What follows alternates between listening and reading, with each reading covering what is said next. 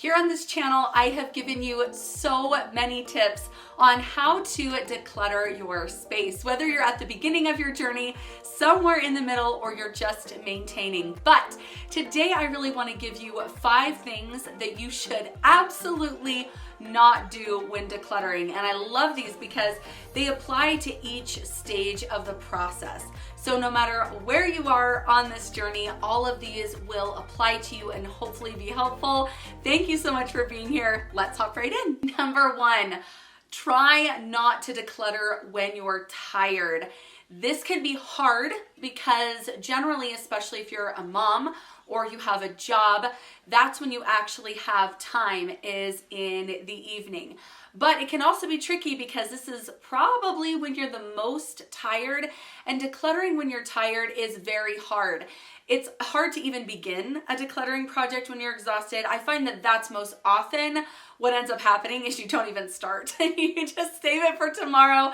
And sometimes tomorrow is actually next week, next month, or next year. So try not to declutter when you're tired. And if you're thinking, I don't have any other time that I can declutter, all I have is the evenings. My mornings are chaotic, my days are completely busy, and the evening is when I want to wind down, spend time with my family, and I'm exhausted. Well, I have a couple suggestions. One is to declutter 5 minutes a day.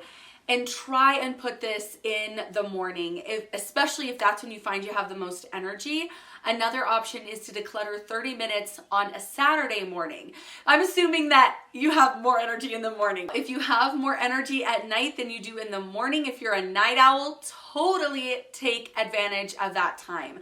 But whenever you're the most tired, do not start thinking about a decluttering project. Try and kind of keep this away from, your thought process and keep you from getting overwhelmed. The second thing I don't think you should do when you're decluttering is get in there without an organization plan. Now, this is different than organizing your space. So you could say, I want to declutter and organize my closet. When I'm talking about organizing, that's not actually what I mean. I mean organize your actual decluttering project. And that just means setting up different stations. A lot of people like to corral their items into bins. I am one of those people because I can easily shift these items around. And if I get interrupted, there's not a huge mess kind of sprawled all over the space. I really like using boxes, bags like garbage bags, and laundry hampers for decluttering projects. And I like to just keep this really basic and straightforward. And I like having 4 different sections or 4 different areas: keep, relocate, donate, and trash. This just makes it really, really easy and very clear what you're actually going to be doing with the items. It can be really tempting to organize as you go, but I don't recommend doing this. It stalls decluttering progress, and I really feel like getting everything out of the space first is the most beneficial thing, and then you can make an organization plan. All right, the third thing I do not recommend you do when decluttering is actually leave your donations and or garbage in the room when you're done for the day, or even if you're stepping away and you plan to come back. It's hard because it is an extra step, but at the same time, something that I've noticed is the longer I keep my donations, the trash is pretty obvious, like get it out, but the longer I keep my donations in an area where I can see it and it's literally staring at me, the more likely I am to pull things out, second guess my decisions, and keep things that I just end up decluttering again later. So get this stuff out of your space. The reason I also say trash, even though it is obvious, but get it out of your space because that is visible progress made. You can make visible progress in 1 minute if you gather up the trash in that area and get it out. Wait, Mom, I want to talk. What do you think when it's time to get rid of your stuff? Like if you have to get rid of your toys, what do you think about that? It'll be rude.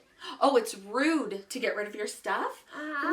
What if another kid needs some toys? Would it be okay if we gave some to them?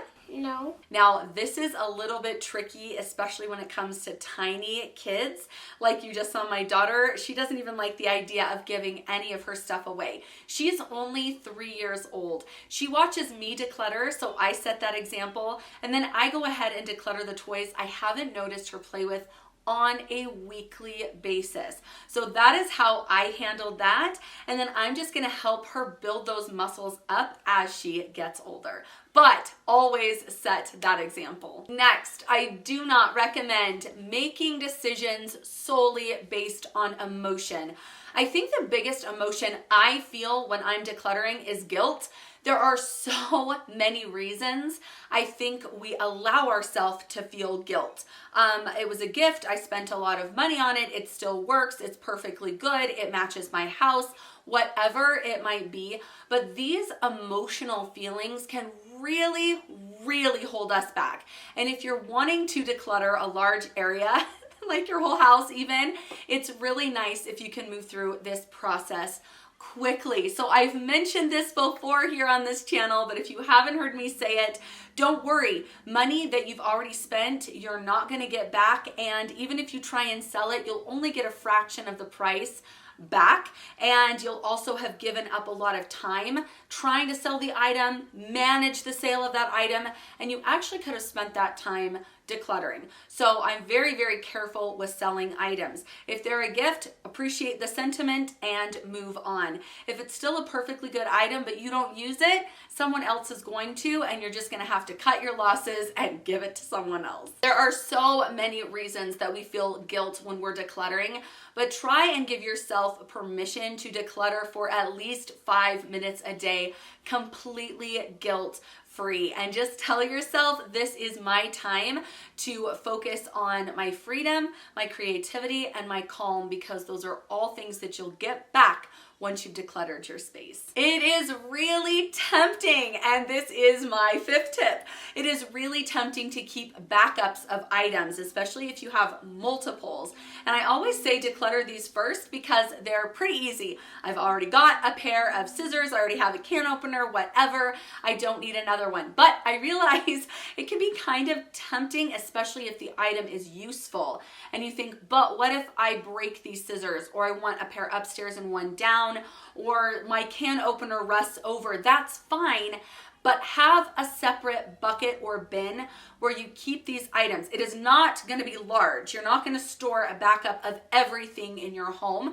This is going to be a small tote or tub that you can store in a closet, under a bed, in an attic, garage, basement, something like that. So if these are backups that you feel like, oh, you know, like a phone charger, I definitely can see myself needing another one of these. Go ahead and keep the extra one, the spare, and keep it out of sight, out of mind, because you don't want to have the burden of these extra items. All of this stuff just weighs on you emotionally, mentally. So you also don't have to physically take care of it. Keep it out of your main living space. What else do you think you should never do when decluttering? I can't wait to chat with you in the comments. Please subscribe on your way out, and I will catch you in the next one.